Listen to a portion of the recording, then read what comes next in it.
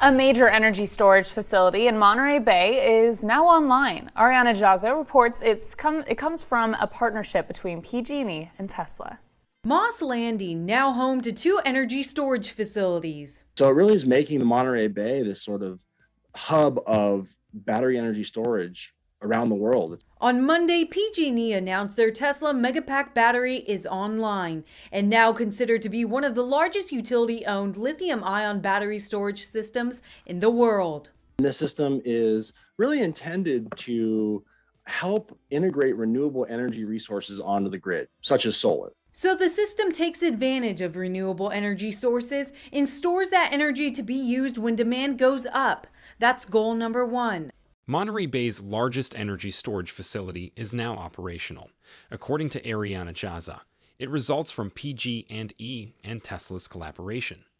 Monterey Bay is currently a global center for battery energy storage, with two energy storage facilities located on Moss Landing. PG&E declared on Monday that its Tesla Megapack battery is now operational and regarded as one of the world's biggest utility-owned lithium-ion battery storage systems. The goal of this system is to assist in integrating solar and other renewable energy sources into the grid. The first objective of the system is to employ renewable energy sources and store them for use when demand rises. With plans to expand in Shanghai and Lathrop, California, Tesla's Megapack company, which focuses on large-scale battery energy storage, more than doubled its revenue in 2023. In the upcoming years, there are great expectations for continuous growth. This raises a crucial query. How big could Tesla's Megapack business grow, and when might it reach its ceiling? Let's investigate how battery energy storage adoption might develop between now and 2050, looking at Tesla's prospective market share, as well as the potential market size at each stage. However, before we get into the specifics, please remember to subscribe to *Tesla Stock News * and give this video a thumbs up. That being said, let's begin this video. In a white paper titled Master Plan Part 3, Sustainable Energy for All of Earth which was published following their investor day, Tesla projected that the United States alone would require roughly 6.5 TW of 8-hour lithium-ion storage in order to make the switch to renewable energy. Although it does not forecast precise timings or likelihoods, this estimate offers a general idea of the possible maximum battery requirement. An 8-hour period appears to be used as a unit of measurement in the term 8-hour lithium-ion storage to represent the quantity of energy stored and released, which equals 811.5 GW of power for a total of 6.5 TW of energy. The rating of the majority of grid storage batteries may differ from this duration. Let's look at projections from the National Renewable Energy Laboratory, NREL, to give more information about the schedule and storage times. Up until 2050, NREL predicts that the implementation of grid storage in the United States to support renewable energy would take place in 4 stages. Storage times are anticipated to increase as these stages progress. The energy infrastructure's growing reliance on sporadic sources like wind and solar, which need large reserves to handle demand spikes or supply shortfalls, is the reason for the need for more widespread grid storage. Although they improve grid stability, longer storage durations provide financial difficulties. They have recurring expenses like maintenance, property taxes, and finance, and their slower charge and discharge rates result in less revenue opportunities. Notwithstanding these obstacles, economies of scale and technological developments are predicted to drive down the cost of energy storage, eventually enabling the implementation of longer duration storage schemes.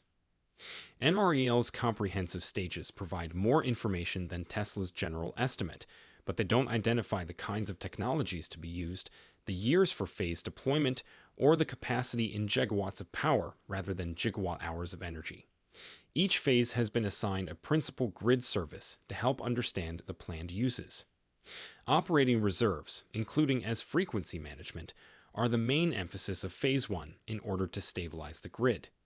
In order to replace gas-powered peaker plants, Phase 2 is devoted to peaking capacity.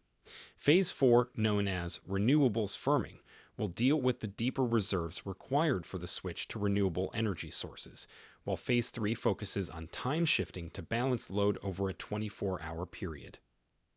Longer duration storage alternatives are expected to become more popular in terms of deployment times as costs become more competitive.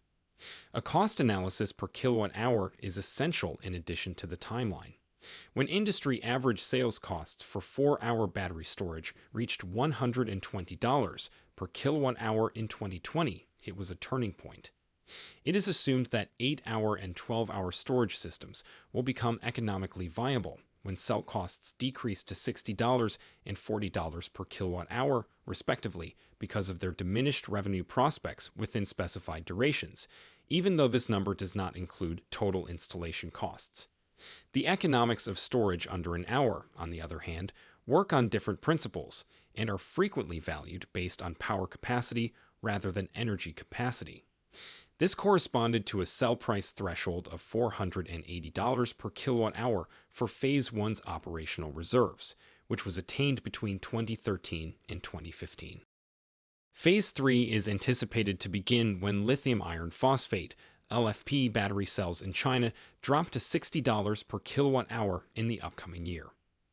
Prices are predicted to fall to $40 per QUP by 2030, which could mark the start of Phase 4, while it is unclear if lithium-ion batteries will achieve this goal. An alternative solution to this problem could be sodium-ion batteries. As the energy sector transitions to renewable sources, these projections provide insights into the timing and overlap of phases and lay the groundwork for a 20-year window of storage implementation. This paradigm highlights the economic factors influencing this crucial transition, in addition to assisting in understanding when particular storage lengths may become feasible. Notably, NREL predicts that current pumped hydro facilities would account for the majority of 12-hour storage by 2050, with little increase anticipated after 2020. On the other hand, I predict that ion-based battery technologies will dominate the 12-hour storage market by 2040, propelling growth due to sharply lower prices. Phase 1 estimates are 64 GO. Phase 2 and Phase 3 estimates are 320 GO, and Phase 4 estimates are 106 GO. The assumption behind these numbers is that battery costs will eventually drop, hastening the switch to renewable energy. The ability of cylindrical cells to eliminate tabs is a huge advancement for those who are truly conversant with battery cells. In addition to having a fantastic thermal and performance advantage, it significantly streamlines winding and coating. To put it another way, the cell must continuously halt where every tab is located while it is moving through the system. Therefore, if you have tabs, you must constantly pause in order to produce motion continuously.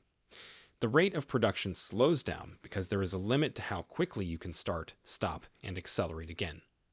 You lose some of the active area when the tabs are positioned wrongly. From a production perspective, having tabs is a major hassle.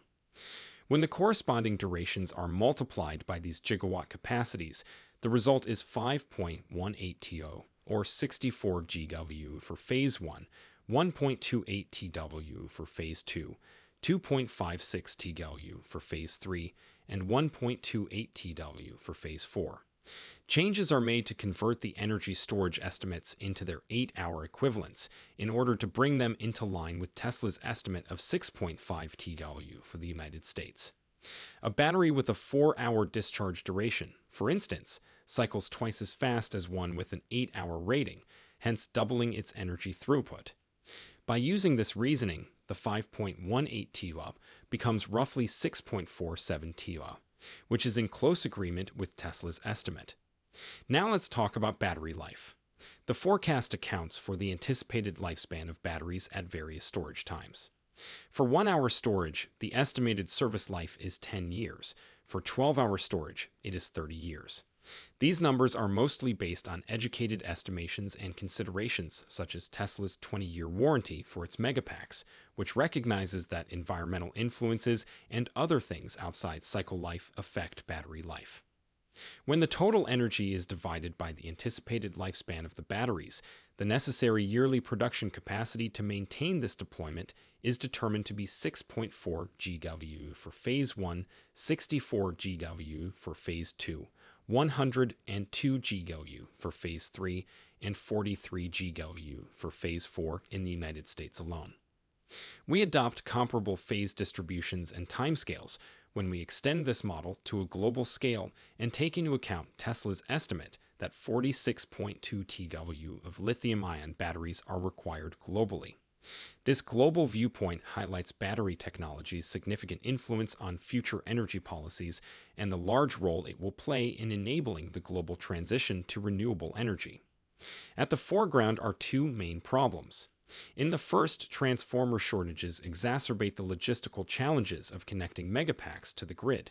According to Wood Mackenzie, these problems have caused delays in almost 80% of the projects that were supposed to go online. These issues are still unclear in terms of their resolution and trend. Therefore, they might be the subject of a future film in this grid storage series. The second risk concerns the battery supply. Prismatic LFP battery cells, which are mainly purchased from businesses like CATL, are a major component of Tesla. Although there are rumors that Tesla is using CATL's spare equipment to start producing its own prismatic LFP cells in Nevada, this reliance presents a strategic risk that could limit expansion. It is anticipated that it will take years to scale up to a considerable level.